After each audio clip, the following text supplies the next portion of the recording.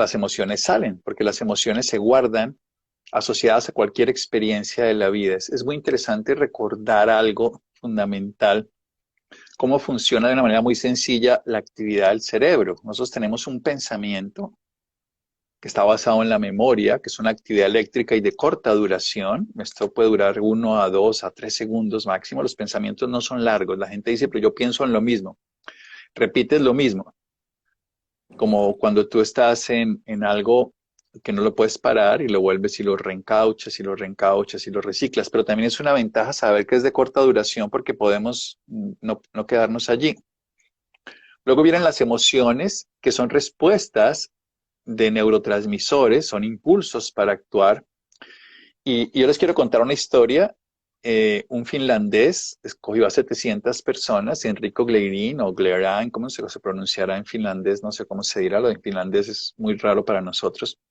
Pero este investigador utilizó, esto ya fue hace varios años, esto fue como en el 2014 o 15, no me acuerdo bien. Él hizo una investigación donde cogió a 700 personas y les pidió cómo sentían las emociones en su cuerpo. La vez pasada yo les había contado las dimensiones de las emociones y así lo titulamos esto, las dimensiones son 4. Hablamos de que las emociones, cómo las siento. Otra cosa es, y es muy importante, que las sentimos de una manera muy similar. Esto es lo que les quiero contar. Y el cuerpo las experimenta de una manera muy similar, pero la funcionalidad no se la damos como es y sobre todo la expresión la cambiamos de acuerdo al condicionamiento del pensamiento. Pero es interesante porque en estos 700 personas que les pidieron que experimentaran y lo pintaran en colores, esto lo pueden encontrar, está en cualquier lugar, hay libros y todo al respecto. Ahora les voy a mostrar unos dibujos que les tengo aquí, a ver cómo lo hago, pero sí, no es muy difícil. Y lo que hizo este personaje fue coger a personas y ponerlas a sentir emociones y decirles dónde las sienten. Y entonces empezó a pintar. Entonces, si la siente mucho, la pintaba en rojo. Si no la sentía nada, esa parte de su cuerpo. Porque recuerden, las emociones tenemos qué sentimos cuando sentimos rabia, cómo la sentimos en nuestro cuerpo, dónde y cómo, qué función tiene, hablamos la vez pasada, y qué hacemos con eso, cómo la expresamos, que eso es interesante. Pero desde el punto de vista práctico, nuestro cuerpo experimenta muy parecidas todas las emociones, no todas las emociones muy parecidas, sino los seres humanos, de las 13, hay 6 emociones básicas. Walt Disney nos las mostró fáciles, la ira, por ejemplo, que yo la llamo más rabia que ira, eso cada persona le pone la alegría, el temor, la tristeza, la sorpresa y el asco. La sorpresa es una emoción que no es, para algunos es básica, para mí es una emoción que nos pasa de las emociones de supervivencia a las de bienestar y es una emoción clave en la vida y hay que sorprenderse miles de veces en el día para cambiar, para no quedarse atrapado. Cuando nos sorprendemos podemos cambiar, uy, estoy muy bravo, uy, estoy muy triste, uy, estoy muy miedoso, uy, ese uy de la sorpresa nos permite modificar. Pero entonces les voy a mostrar unos diagramas que estas personas, estos 700 personas voluntarios, se pusieron la tarea de decir dónde siento la emoción. O sea, cuando me da rabia, ¿dónde me da esa rabia? O cuando me da miedo, ¿dónde lo siento? O cuando estoy triste, o cuando estoy... Y lo marcaron de color rojo, de color, desde el rojo, que es como el más intenso, naranja, amarillo, verde como el neutro, y luego colores más hacia el azul y hacia el violeta, y sin sentían nada y se pusieron a hacer esos diagramas y encontraron unos esquemas que lo interesante es que las fueron muy parecidos. O sea, como que se sacó algo que es la primera vez. Este personaje hizo una parte estadística, y con experto en computadores lo diagramó. Y para mí es muy interesante eso para que la gente lo vea. Pero para mí es mucho más interesante lo que quiero poner en esta segunda parte es qué hacer con las emociones, que es tal vez lo que tiene sentido. Porque mientras creamos que las emociones nos ocurren por algo de afuera, estamos todos equivocados. Esto es una comprobación súper interesante de que nosotros somos los generadores de las emociones. No es ni mi suegra, ni mi esposa, ni el político de turno, ni el equipo de fútbol, ni la condición social, ni el clima. No, no. Las emociones son respuestas, sí, automáticas, pero están condicionadas por un pensamiento que genera una emoción, recuerden, una respuesta aprendida, memoria, y que traduce eso en un pensamiento cargado de emoción que llamamos sentimiento, que es perdurable y lleva a lo que se llama un estado de ánimo o humor. Los seres humanos, Olga, esto siempre queda grabado. Lina Mercedes Jaramillo, hola, bienvenida desde Montevideo, desde cualquier lugar del mundo donde estemos. Así es, Doc. Lo más, claro, esa es la ilusión. Lo más bonito que tienen las emociones es que en sí mismas encierran la fuerza de la vida. Nosotros cuando tenemos una emoción podemos utilizarla. Por eso chocarse, conflictuarse todo el día, no tiene sentido. Más bien es sentir lo que sentimos y darle un uso consciente. Y ahí es donde viene lo más interesante y es la sorpresa. Uy, estoy sintiendo esto. ¿Qué hago con lo que siento? Entonces, estos personajes, este investigador, Enrico Guillermin, o como se pronuncia en finlandés, y todo lo que quieran ustedes, el personaje que lo investigó, se dedicó a mirar ese mapeo. Les voy a mostrar aquí unos dibujos que son muy bonitos porque son muy sencillos. Eh, por ejemplo, la felicidad se siente en todo el cuerpo. Cuando uno está feliz y lo que hace la felicidad, que yo lo llamo alegría, en realidad es que la felicidad es algo más complejo. Ellos lo titulan así, pero si uno lo mira como una emoción primaria, es alegría. La felicidad es un estado es un estado que no depende de un resultado y además es mucho más pleno. Aquí no investigaron cosas más complejas como el gozo, y hay estados diferentes, entusiasmo, gozo, pero con los básicos nos podemos divertir un rato. Y es interesante que cuando uno tiene felicidad, lo siente en todo el cuerpo. Y la felicidad es un estado donde uno crece, donde uno se sale de su cuerpo. Vamos a volver a decir felicidad, aunque yo lo vuelvo y lo titulo siendo más específico como alegría. Esto viene, en las palabras nos confunden mucho, porque felicidad viene de fértil, o sea, de conseguir algo, pero ese es un término incompleto para, digamos, lo que dirían entusiasmo, que viene del griego enteo, sí mismo, Dios en uno mismo, que es como sentir ese estado de exuberancia. Otras palabras tienen otro significado. Entonces, alegría, hay ánimo, por ejemplo, de ánima y ánimos, que eran esas facetas de nuestra parte íntima de los seres humanos. Independientemente de las palabras, cuando estamos alegres, eh, sentimos una sensación que no nos cabe en el cuerpo, o es que no me cabe la dicha en el cuerpo. Estoy tan emocionado. Y cuando un niño está alegre, que es muy bonito ver las emociones en los niños, porque los niños no las reprimen. Nosotros les enseñamos a reprimirlas. Los adultos aprendemos 4 estrategias para afrontar las emociones que son totalmente contrarias a la naturaleza humana. Una es la represión, otra es la justificación, que las hacemos perdurar permanentemente. Y estamos bravos, pero ¿cómo no voy a estar bravo si es que pasó esto hace una semana y es que hace 2 y es que es el colmo y es que ella y es que él? Y la justificamos. La otra es rechazar, no quiero sentirlo, no quiero sentir, pero como se dice en castellano colombiano, lo que uno más detesta uno se apesta, o sea, lo que hacemos es que lo fortalecemos. Y al mismo tiempo, la cuarta emoción o la cuarta forma en que hacemos, entonces una es justificarla, otra es rechazarla, otra es reprimirla y la otra es intentar no sentirla. O sea, no quiero sentir lo que estoy sintiendo, por una la rechazo o por otra intento pensar en otra cosa, pero intenta pensar en algo diferente que un teléfono rojo, intenta pensar en algo diferente y te digo 3 veces un teléfono rojo y vas a pensar en un teléfono rojo. Entonces, esos 4 estados, esas 4 maneras son aprendidas, pero no son auténticas. Las auténticas es sentir lo que siento. Y cuando lo siento, lo puedo usar. Por ejemplo, la gente quiere sentir amor. Y eso es muy bonito. Uno ve una persona que le produce amor, un perrito que le produce amor, un gatito, lo que sea, y cree que es el gatito, el perrito, la pareja la que le hace a uno sentir el amor. Pero si esa persona tiene el switch, pero en realidad estás aquí, solamente que yo le di como el botón de mando, como decirle el manos libres que me lo haga mover, en este caso a distancia. Entonces les quiero mostrar, vamos a ver si lo podemos hacer fácil, unas emociones aquí, vamos aquí un giro, así se ve perfectamente. Entonces miren la felicidad. Esto como digo, esto es finlandés, bueno, no, aquí está en castellano obviamente, pero quiero decir la investigación. No, me fui para, ahora está fácil aquí. Sí, quiero decir que se vea un poquito más abajo. Ya, ahora sí. Entonces, quedémonos aquí. Mire, la felicidad se siente en todo el cuerpo, pero es bien bonito ver. zonas de mayor felicidad. Entonces, evidentemente, hay zonas más intensas de la felicidad. Cuando uno está feliz, feliz, la cabeza se siente lleno.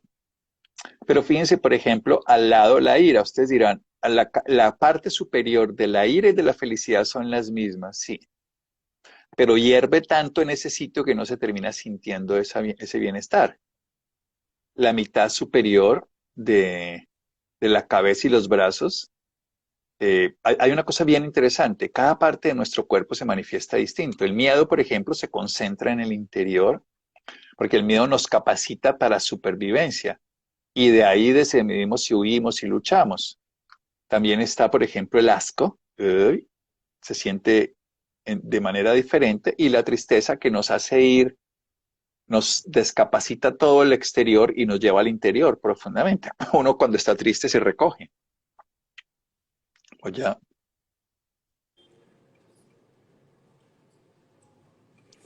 ahorita les muestro más, pero lo que quiero poner como punto de referencia es el cuerpo de las cuatro dimensiones. Las cuatro dimensiones de las emociones son muy bellas. Cuando uno tiene una emoción, entonces el cuerpo siente la actividad en zonas diferentes. Y por eso es que nos enfermamos, no por una emoción, ninguna emoción nos enferma, ni yo no las califico en buenas y malas, no tiene sentido porque no son ni buenas ni malas, tienen un sentido, son útiles. ¿Cómo llegamos aquí? Ahora yo sí quiero que contestar preguntas porque aquí creo que lo más interesante es darle un valor. No, no te escucho, no te escucho. Al final las podemos hacer, doctor. Bueno, sí, sí, porque es bonito darle algún sentido a esto. Pero yo les quiero, a mí con el cómo, no tengo respuestas, pero el qué sí, es un poco raro, porque el cómo es un camino conocido que lleva en cierta forma, a una utilidad, pero jamás lleva a la transformación tan grande que da un qué. Me explico. Cuando yo digo, por ejemplo, estoy peleando con alguien y entonces, ¿cómo hago para dejar de pelear? Ese cómo siempre es un proceso de la memoria y es conocido.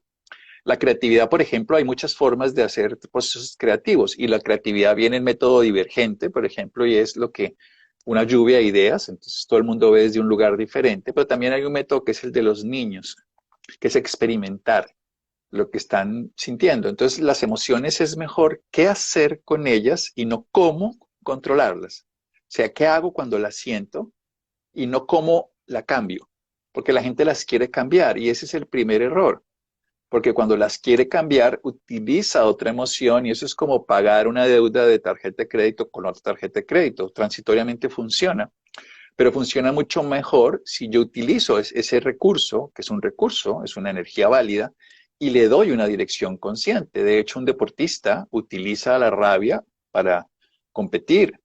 Un científico utiliza la rabia para hacer una acción creativa. Un torero, aunque no les guste el torero, a mí tampoco, pero quiero decir, él utiliza su miedo para enfrentar a la bestia. En este caso, en el símbolo que estoy utilizando, porque esto es un símbolo, todo este trabajo, incluso si uno se va a la mitología, todo el dominio que hizo Teseo del Minotauro, es esa simbología de usar ese temor para dominar, pero no desde el rechazo, no desde la justificación, no desde la represión, sino desde sentir responsabilidad, habilidad para responder ante lo que se siente. Lo más difícil para un ser humano hoy en el siglo XXI es sentir las emociones, porque creemos que debemos es pensar, intelectualizar, utilizar. La mente no está hecha para eso. La mente está hecha para profundizar un conocimiento, para ir a lugares desconocidos, para ser creativa. Entonces, cuando yo puedo sentir la emoción y decido usarla de manera creativa, es diferente si yo trato, y esto suena un poco extraño, de no usarla, que es lo que intentamos hacer, es que no quiero sentir rabia, no, siente la rabia y úsala asertivamente y no agresivamente. Lo único que hay que hacer es sentirla, darse cuenta qué ocurre en mi cuerpo y con esa fuerza darle una dirección consciente. Y ese es el uso de de lo que hace un jinete con un caballo, de lo que haría el famoso Minotauro en la historia de Hércules en la Grecia antigua, si lo quieren ver, en la isla de Creta, en fin, cuando se lo lleva a los cíclopes.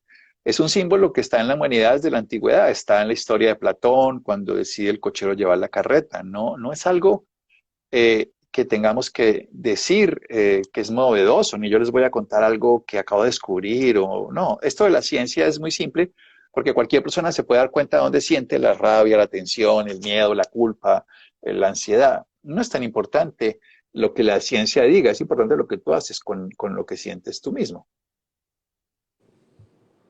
Entonces, vayamos a, si quieres, contestemos las preguntas, porque es, Listo, Doc. Tenemos varias, entonces. Vamos con la primera.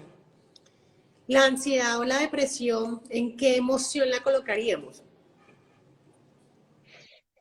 bien, nosotros, la ansiedad y la depresión ya son sentimientos. Las emociones son muy de corta duración, los pensamientos son muy cortos, duran 3 segundos, aproximadamente 1 a 3 segundos, tenemos 60, 70 mil en un día, podemos tener menos o más y hay que aprender a pensar menos, esto es maravilloso. Las emociones duran desde unos segundos hasta más o menos 100 segundos, es más o menos el tiempo que dura una emoción. Ustedes dirán, pero yo duré bravo toda la tarde. Sí, las estás enganchando y además no tiene sentido. Cuando uno en el colegio se ponía bravo con un compañero y decía, a la salida nos vemos, uno a la salida se le ha olvidado la pelea que tuvo ahí en el recreo cuando se agarraron por alguna cosa. Pero cuando uno quiere seguir eso que nos pasa, lo que odiar a esa persona, entonces uno se va llenando. Eso es un sentimiento. Entonces, la depresión podemos clasificarla en un sentimiento perdurable que altera. Los sentimientos son los que generan los estados de ánimo o humor. Entonces la depresión es un humor bajo, es un humor donde estamos, o estado de ánimo, donde estamos viendo las cosas de manera negativa, donde además duramos más de una semana perdurable ahí, donde cambiamos la libido, donde cambiamos las ganas de vivir, el sentido de vida, el apetito, lo que antes disfrutábamos. Entonces es algo que, y lo clasificamos en medicina como una enfermedad. Yo también soy de la idea de que la gran mayoría de depresiones no son enfermedades, son cargas alostáticas, o sea, son estados adaptativos perdurables de una manera que no es útil para el ser humano.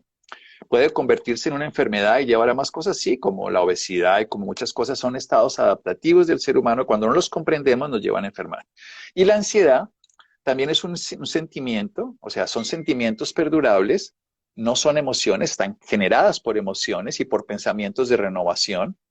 Generalmente uno dice que en la ansiedad, por ejemplo, en la depresión hay tristeza con impotencia y con desasosiego y se van juntando varias, pero la emoción base de la depresión es la tristeza, no necesariamente el llanto, que hemos hablado en otra ocasión, y de la ansiedad, la base es el temor junto a la tristeza, pero también en la ansiedad y rabia. Hay como esa mezcla de todos estos.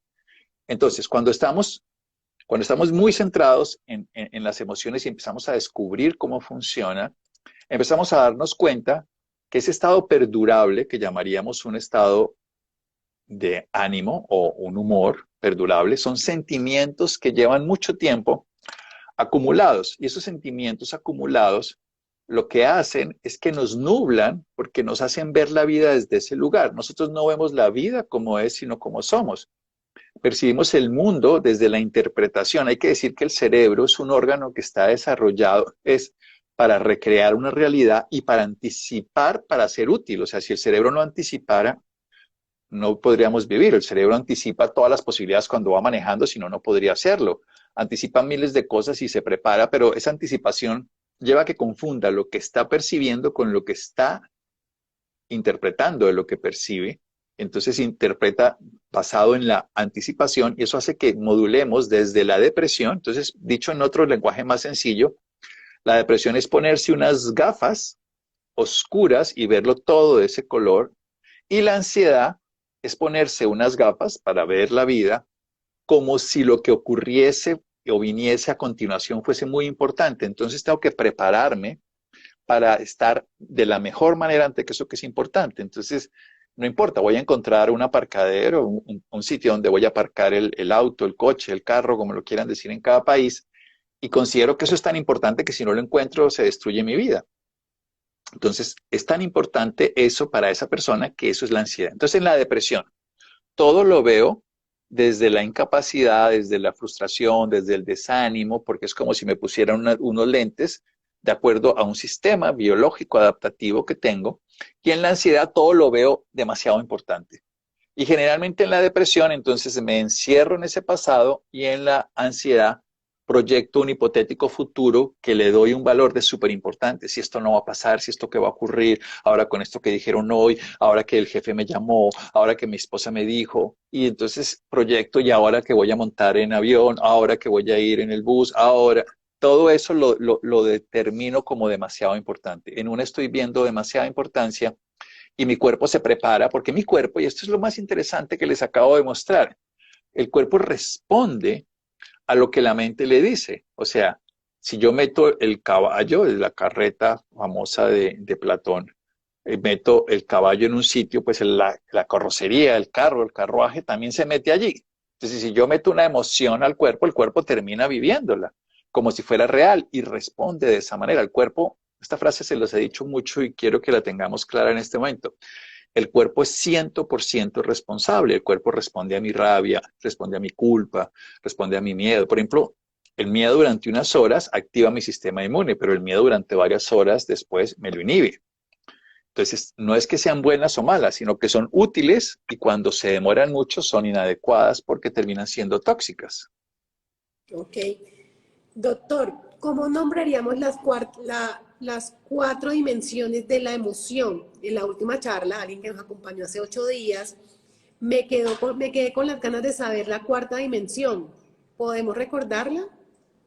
Por supuesto, las dimensiones de las emociones son ¿qué siento ante emovere? Es este movimiento del pensamiento, que es una actividad eléctrica y es una secreción. Entonces, ¿qué siento cuando esa secreción llega a mi cuerpo? ¡Uy, qué emoción! Eso es lo que siento. Pero esa sensación tiene dos realidades distintas. Una realidad que es muy biológica y corporal y una realidad que tiene que ver con una percepción basada en un aprendizaje sobre la emoción. Entonces yo siento malestar por la rabia, pero de pronto una persona que está enfrentando en una pelea siente bienestar por la rabia, porque ese que está peleando está usando la rabia.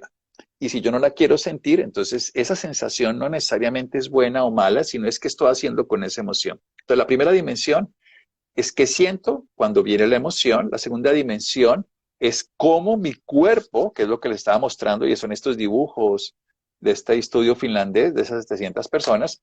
Lo tercero, y es súper interesante, que es donde yo más me centro y donde más he estudiado durante muchos años, y es qué función tienen las emociones en la vida. Entonces, cuando uno se da cuenta de la función, las usa. Eso es todo.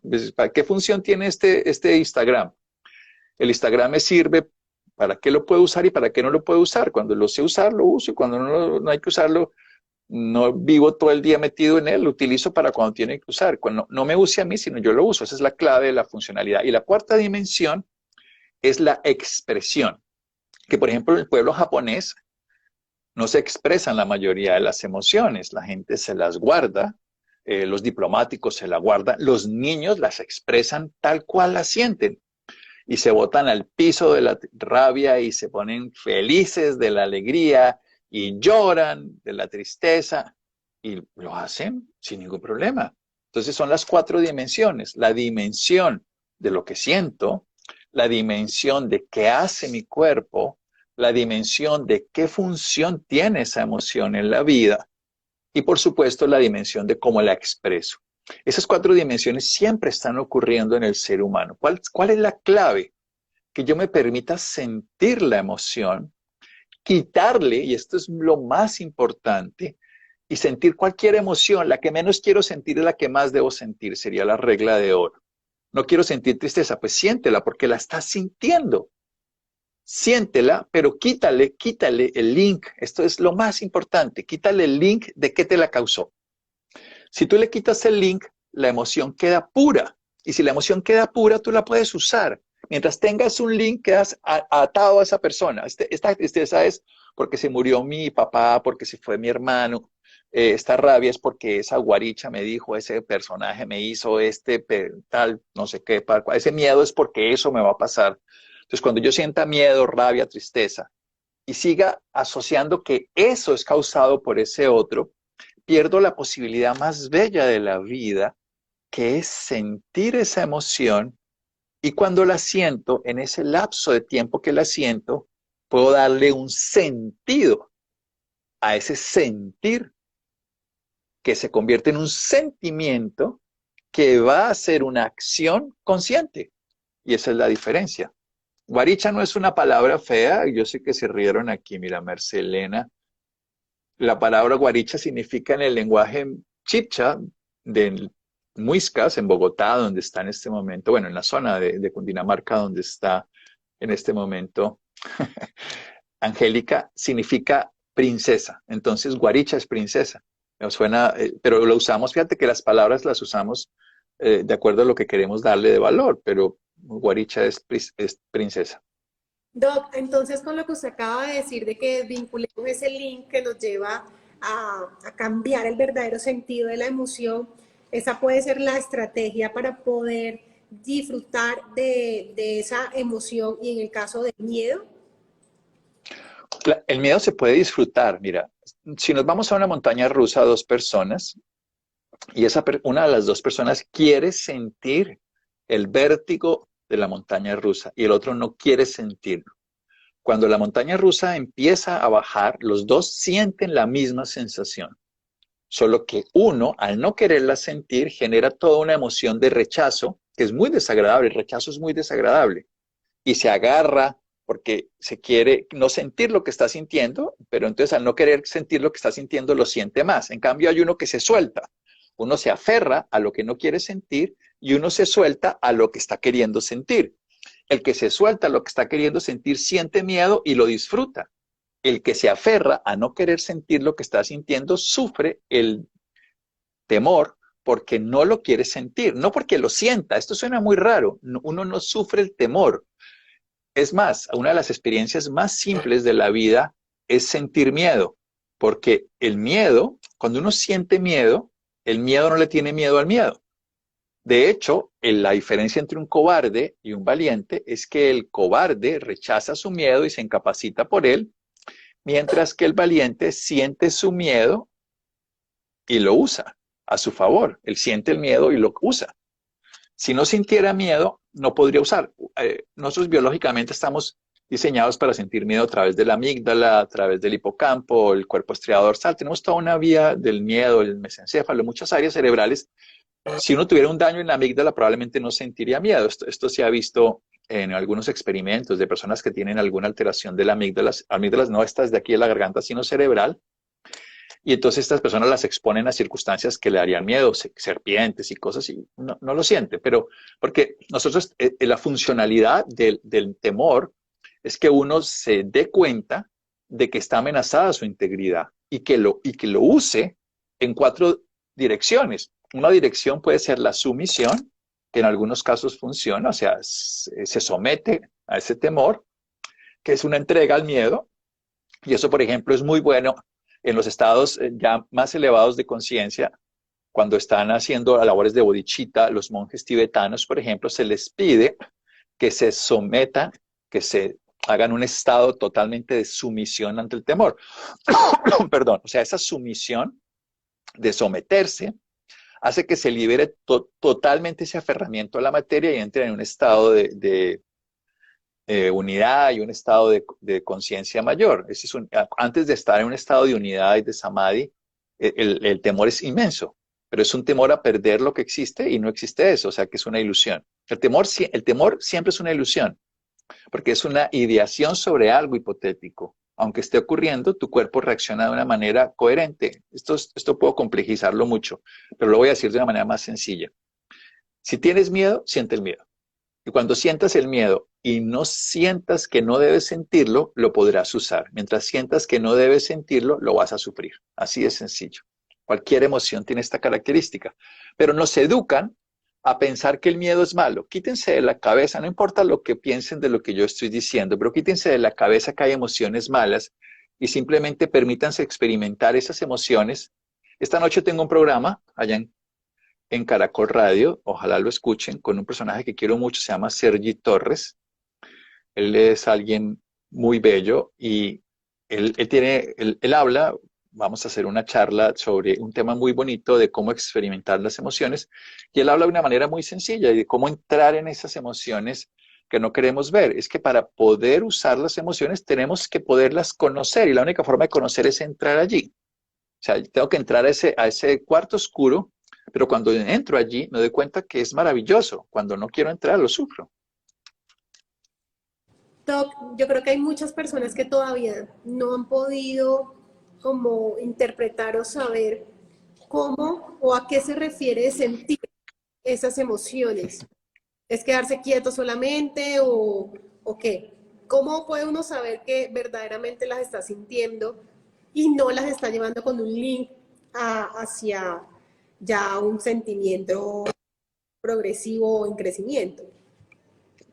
Krishnamurti, que es uno de los líderes más bellos de todo este tema hace muchos años, Krishnamurti era un líder del siglo pasado de la India, él falleció en la década de los 80, y él decía que cuando uno nombraba la emoción, uno la estaba intelectualizando, porque se estaba separando de ella. Sentir la emoción es sentirla en el cuerpo, sentirla sin calificarla, sin cuestionarla. Esto es como lo hace un niño. No, no, es desaprender lo que mal aprendimos sobre las emociones, es sentir que estoy sintiendo esa emoción. Y no significa calificarla como me gusta o no me gusta, porque ninguna emoción, insisto, es buena o mala. Acababa de hablar de que el miedo, cuando una persona está botándose en una montaña rusa, está sintiendo miedo. Y cuando se permite sentirlo, lo disfruta. Eso es sentirlo. Cuando no quiere sentir, está sintiendo el rechazo y no lo quiere sentir, entonces rechaza el rechazo que siente que no quiere sentir. Y ahí se queda. Es como si ustedes piensan que no tienen que pensar porque quieren meditar y tener la mente en blanco, cosa que no es la idea, pero la gente cree que es así y se queda todo el tiempo pensando que no debe pensar. Entonces, sentir una emoción, cuando ustedes sientan una emoción, a mí me gusta esta experiencia y la voy a poner como punto de referencia de aprendizaje. Algo pasó, alguien dijo algo, ¿cómo estás de gordo? ¿Cómo estás de feo? ¿Cómo estás de antipático? Lo que sea. Entonces voy a ver qué ocurre en mí y me quedo sintiéndolo, pero ya sin la importancia del personaje que lo dijo, o lo que hizo, o lo que pasó, o abres tú una noticia, la que sea, por ejemplo, la muerte de estas 50 personas en una cárcel en Colombia. Cualquiera de estas, esto nos da una emoción, es una respuesta humana, sentimos una emoción.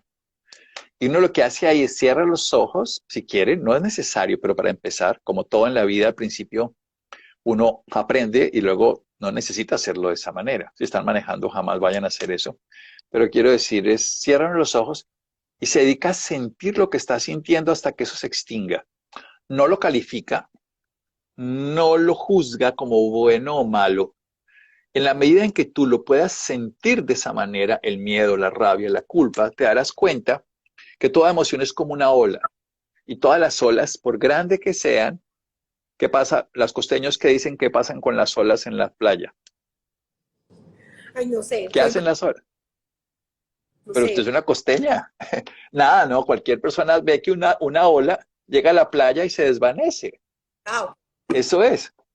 Pero si uno se le mete a la ola y trata de pelear contra la ola, ¿qué ocurre? Lo se revuelca y lleva. lo puede ahogar. Sí.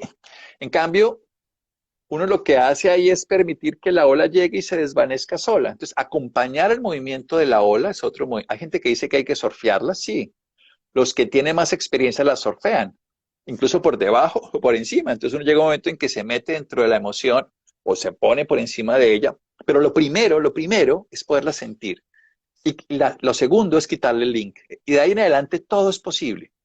Lo primero es cuando sientas una emoción, dedícate a sentirla y espera, sintiendo lo que sientes en tu cuerpo, espera que ese tiempo va a durar unos segundos. Generalmente dura 20 segundos a 100 segundos. Es más o menos el tiempo. Pero no se pongan a contarlo, ¿no? No se preocupen. Esto ya es evaluaciones externas. Internamente es bien interesante porque los neurocientíficos evalúan a través de otros, pero no se lo hacen a ellos mismos. Eh, Cuando uno trabaja budismo, cuando uno trabaja cualquiera de estas prácticas, uno se dedica a experimentar. Este es el sujeto de experimentación, ¿no? Yo termino leyendo libros para contarles a los estudiantes y al público, en este caso, que ahora lo hago hace unos años con el público, sobre cómo ocurre eso, pero este es el sujeto que tenemos que experimentar, esta persona. Entonces uno se sienta a sentir. ¿Y qué siente? Lo que está sintiendo. ¿Y qué hace con lo que siente? Sentirlo. ¿Y para qué lo siente? Para sentirlo. ¿Y qué ocurre? Que lo siente. Y cuando ya pasa eso, muchas veces que lo sigue sintiendo, entonces ahí sí puedes surfearlo, ahí sí puedes usarlo, pero jamás podrás usar algo que no puedas sentir, porque si no lo sientes no lo puedes usar. Entonces la práctica hace que tú te pases un tiempo, primero sintiéndola y segundo, que es muy importante, quitando todo link, o sea, dejando de decir, es que esto es causado. Lo tercero, que ya vamos avanzando, es no calificarla, no juzgarla, no cuestionarla, no tratarla de cambiar, no buscar que no ocurra, primero sentirla, luego quitarle la causa hipotética, porque la causa es interna, pero si yo le quito la externa, por lo menos me voy. Y la tercera es dejar de calificarla, cuestionarla. Y cuando pasa eso, ocurren cosas maravillosas. Ese capítulo se demora un tiempo, sí. ¿Por qué? Porque las personas queremos controlar, estamos familiarizados, educados para controlar las emociones. Tú a tu hija, yo a mis hijos, y los seres humanos a sus hijos, y a mí como padres, mis padres me dijeron, no llores, no hagas, cambia, cálmate, quédate quieto, y si no le doy para que usted sepa lo que es, y no sé qué. Entonces nos educaron para que no pudiéramos experimentar a plenitud eso. Y ese proceso lleva a que nos cueste trabajo volver a experimentarlas con la naturalidad. Entonces, si tú te vas a comer un helado y lo disfrutas, está bien, pero si ese helado sabe feo, entonces no te gusta. Pero puedes experimentar el gusto y el disgusto como comer dulce o comer salado, comer amargo, comer lo que sea de la misma manera. Hay una pregunta súper valiosa y creo que puede ser perfecta para un buen cierre.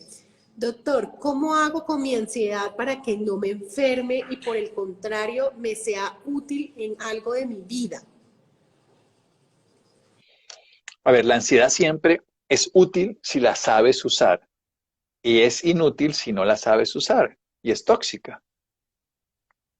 Veámoslo de esta manera. La ansiedad ocurre porque sistema, tu sistema, es un sistema de creencias, interpreta que lo que va a ocurrir es importante, que lo que va a ocurrir es importante. Eso puede ocurrir mañana, en un mes, cuando te cases, en un año, cuando te enfermes, en 10 años, cuando te deje tu esposo. Esa es una creencia. Lo que va a ocurrir no está ocurriendo, pero es una creencia. Cuando tu sistema interpreta que eso que es importante, entonces va a ocurrir, tu sistema se prepara en un momento en que no está ocurriendo, en un momento en que no es ni consecuente al momento, y coherente con lo que está ocurriendo, o sea, consecuentes a continuación. A mí me gusta usar mucho el ejemplo de Usain Bolt. Tenemos en Colombia, pero no todos aquí son colombianos, a una mujer maravillosa que es Katherine Ibargüen. Pero a mí me gusta este par de personajes, son maravillosos cuando van a competir. Yo los he observado mucho, me gusta observar. eh, durante años me ha encantado observar lo que pasa, así simplemente observar. Y uno ve estos personajes cómo manejan su ansiedad antes de correr. Entonces uno ve a Usain Bolt, hay miles de imágenes de él saludando a todo el mundo. Caterine Ibargüen empieza a aplaudir y animar. Entonces ellos están usando lo que están sintiendo y luego ella fue campeona de salto triple y él fue campeón de 100 y 200 metros mundial. Usaron la ansiedad. Jamás intentes controlar la ansiedad, eso no funciona. Eso es pagar con una chequera de otro banco, pero volver a seguir debiendo. La vida no está hecha para que tú transitoriamente mejores las cosas, sino para que tú experimentes plenamente lo que vives. Entonces, cuando tengas la ansiedad, úsala. ¿Cómo la usas? Paradójicamente, tu cuerpo está preparado para hacer algo que es muy importante. Si es importante, vuelve lo importante. Si no es importante, entonces ahí sí puedes jugar de esta manera. Pregúntate, ¿esto que estoy sintiendo está ocurriendo? ¿Es real? O sea, ¿está ocurriendo lo que yo estoy sintiendo que va a pasar? No. Bien, entonces ya empiezas a cambiar y enseñar a tu mente. Segunda consideración, esto me importará en una hora, en 10 horas, me importará mañana. como la ansiedad te habla de futuro, diluye ese futuro. A mí me gusta mucho utilizar esta estrategia cuando algo me pone ansioso y yo la siento, digamos, como la primera estrategia cotidiana es, ¿esto me importará mañana? De pronto sí, en 10 años, de pronto cuando me esté muriendo, seguro no. Eso sí, seguro no me va a importar. Entonces, cojo la misma idea que me hace la ansiedad de atraer el futuro, pero yo lo que hago es que lo alargo. No sé si me va a morir en una hora, no importa. Pero el hecho de que piense ya, eso me va a cambiar la perspectiva. Pero si ya esto no funciona, entonces usar la emoción, usar la ansiedad. Lo que no te recomiendo, y es lo que todo el mundo te recomienda, yo te recomiendo algo distinto, es que intentes controlar la ansiedad. Eso no funciona. Funciona transitoriamente y hagas cursos y técnicas de respiración y todo, pero mucho más útil es que cuando sientas la ansiedad, la sientas y decidas qué hacer con ella. Y cuando uno decide, en cada momento empieza a funcionar en presente. Decido disfrutar esto que estoy sintiendo y empiezas a sentir una cosa diferente. Decido darle uso consciente a esto que está ocurriendo. No intento acabarlo, intento controlar, intento dominar, no intentes nada. Decide y actúa en consecuencia. Decide ser feliz aún con ansiedad. Decide gozarte ese momento aunque te estés muriendo. Cuando decides, en cada momento cambia la interpretación de lo que es. Porque cuando tú decides, lo haces en presente. Cuando tú no decides, lo que te decide es tu pasado. Cuando tú, por ejemplo, y esto es interesante, cuando tú te endeudas, comprometes tu yo futuro. Cuando tú no decides, te domina tu yo pasado.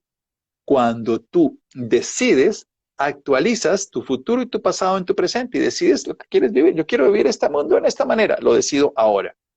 Esa decisión, decido que voy a experimentar esta ansiedad a plenitud. Empiezas a cambiar la percepción. Ya no hay ni futuro ni pasado porque estás creándolo.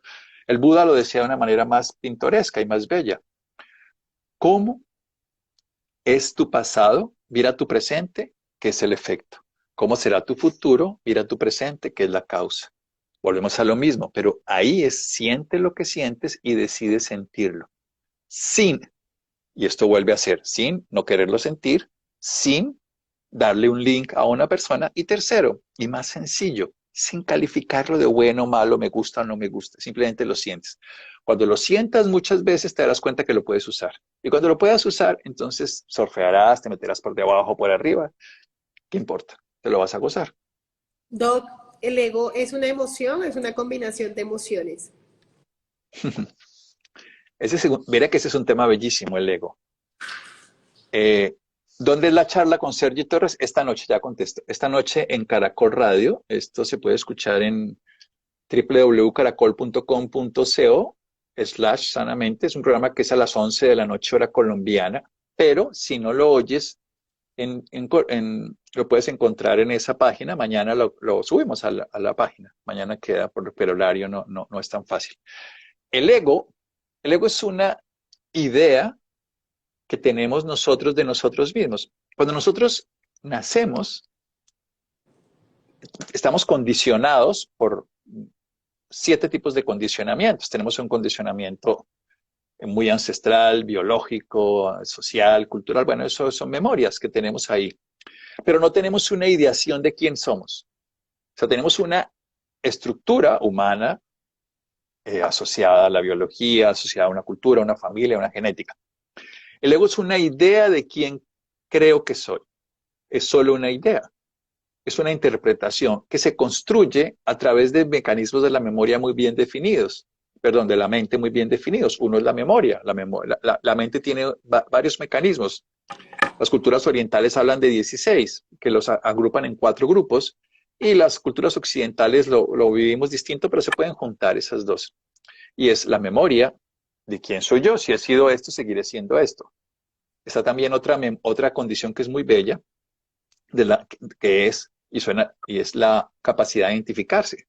Entonces uno se identifica con colombiano, con hombre, con de tal género, religión, filosofía. Esa identificación, el ego, se fortalece. Y lo otro, el intelecto. El intelecto es una de las estructuras más interesantes que nos dio la biología para la supervivencia. ¿Cuál es el problema? Cuando lo usamos para cosas que no sean supervivencia. El intelecto nos dice que esto es más alto, más bajo, más grande. El intelecto es el que nos dice si es bueno, malo, regular. Es muy bueno para sobrevivir, ¿eh? Para sobrevivir es súper importante eso. El fuego me quema, es importantísimo. Eso se lo dice el intelecto. La experiencia del intelecto te dice esto quema, esto es alto, esto es bajo, esto es frío, esto es caliente. Para sobrevivir en la estructura. El ego se basa en esos tres, en identidad, es una mezcla de esa identidad con la memoria y con el intelecto, integrándote que es una idea de quién crees que eres tú. Pero en realidad tú eres la vida, eres la humanidad, eres la conciencia que habita en todo. Solamente que estás, ahora, ¿es bueno o es malo? Tampoco es malo. No hay que destruir el ego. El único que quiere destruir el ego es el ego, porque el ego te entretiene tratando de que lo destruyas. Es como si yo quiero acabar con mi sombra. Hay una frase que dicen los orientales: si tú caminas hacia la luz, la sombra queda atrás. Si te alejas de la luz, siempre vas a ver la sombra, la vas a ver. Estás caminando, pero la luz atrás, ver la sombra. Pero si te conviertes en luz, ya no verás la sombra, porque eres tú el que emite la luz. En el símbolo muy simple, el ego es una construcción que tú tienes de la idea de quién crees que eres, pero eso no eres. Tú eres algo diferente, eres la vida. Ok. Doc, ¿podemos recordar a qué hora es el programa en el día de hoy? Es a las 11 de la noche. El programa se llama Sanamente en Caracol Cadena Básica de radio, no de televisión. Igual, hay repetición o lo pueden ver montado en el www a partir de mañana, ¿verdad? Porque varias personas Sí, preguntan. sí, Sergi es un gran personaje, lo pueden escuchar esta noche. Él es catalán y hace unas reflexiones muy bonitas sobre el tema. Bueno, Y ya nos veremos en 8 días. Sí, recordarle a todos que queda grabado en el Instagram de Americana de Colchones. Ahí pueden ver pues pueden repetirlo cuantas veces quieran o pueden compartirlo. muchas gracias. Mucha suerte. Chao, chao. Cuídense. Chao, chao.